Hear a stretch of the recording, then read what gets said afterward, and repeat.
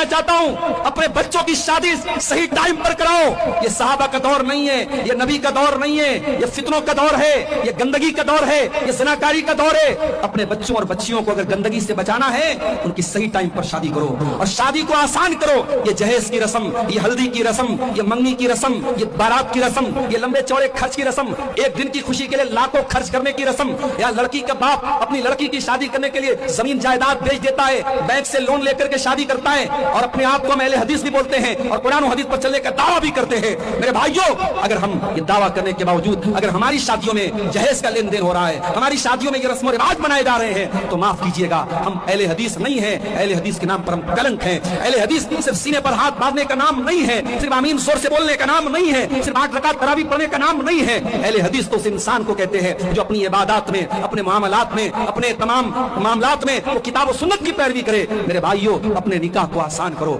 رسم و رواج کی بیڑیوں سے اپنے آپ کو آزاد کرو اور اپنے بچوں کی صحیح ٹائم پر شادی کرو. اور شادی کی بات آئی ہے تو یہ بھی آپ کو بتا دینا چاہتا ہوں, شادی میں دینداری کو دیکھا کیجیے.